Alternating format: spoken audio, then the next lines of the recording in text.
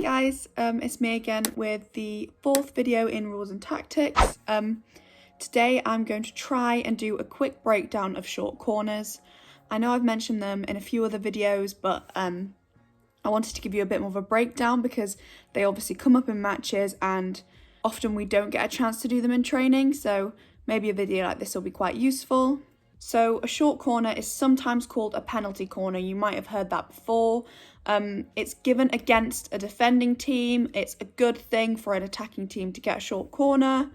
The most common way of getting a short corner is a defender committing a foul in the D. This is any of the fouls I've mentioned before in other videos. So using the back of the stick, a bad tackle, kicking the ball, then the umpire will give a short corner. Sometimes in a game, you might think there's been a foul that deserves a short corner, but sometimes the umpire will choose to play advantage, which is when the attacking team looks like that they've got the advantage and they may have a chance on goal. The umpire may choose not to blow the whistle and pause the game. They might give the attacking team a chance to have a shot on goal.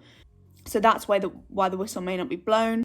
I also wanted to point out that short corners can also be given for a foul outside of the D, but within that 23 line. If a defender makes a really bad tackle, for example, on a player running into the D, the umpire might blow the whistle and choose to give a short corner. So slightly similar to football in that sense that short corners and penalty corners are given if a foul kind of really prevents a team or kind of limits a team's attacking chance on goal. So a player is wiped out on their way into the D, a short corner or a penalty corner or penalty flick might be given. So once the umpire will blow for a short corner, there is a few kind of key rules that you need to remember really. So during a short corner of the defending team, only the goalkeeper and 4 other defenders are allowed to be in the D or in the goal before the short corner and during the short corner. The rest of the players on that defending team need to stay behind the halfway line. Once the umpire has blown the whistle to start the short corner, these players are welcome to run back down and help. It's just for the start they need to be behind that line. Again, another important rule for these defenders, before the whistle is blown, they need to be behind the back line, in the goal or sometimes just outside the goal, but always have to be behind that back line before the whistle is blown, and then they can come out and defend. So similarly, the attacker who begins the short corner by passing the ball from the back line to the top of the D or anywhere outside of the D has to start behind the back line. So again, being really careful with your feet, making sure you're not over the line.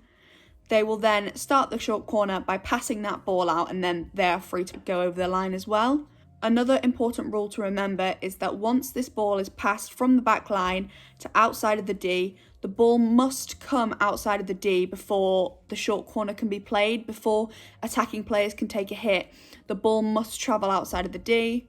So there are also specific rules for mixed short corners, and the main one is that a girl has to take the first strike. Once this first strike has been taken, anyone else can have a shot on goal or try and get a deflection. It's just that first shot on goal needs to be taken by a girl. There are various techniques and ways of doing short corners that are effective. I'm going to pop some videos down below of just really kind of good examples of short corners, but I'll just go through the few basic routines of short corners now. So the first and most basic short corner routine is a straight strike.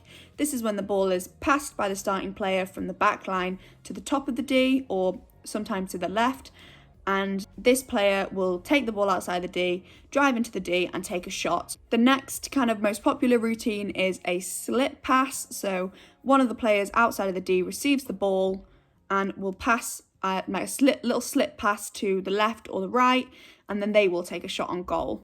There are several other ways, much more complicated ways of taking short corners that are various passing routines across the D before you then inevitably try and take a shot on goal. There are various deception tactics that you can try and use, so especially a mix, kind of putting a girl in a different position, suggesting to the defending team that they're going to take the strike, but then you pass it elsewhere.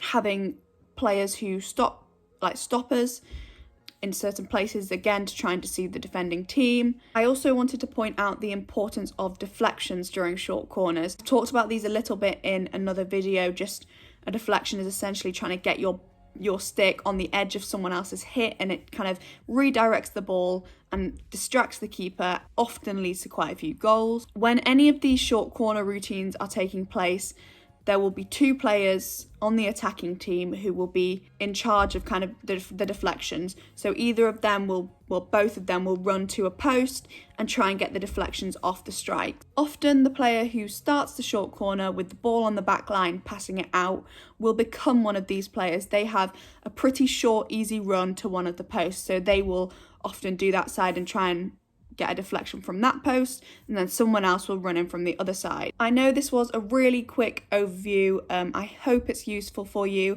Again, I'll pop some videos down below and any of my details for questions. But thanks again for taking the time to watch, and please try and like and subscribe for the videos on this channel. So thank you.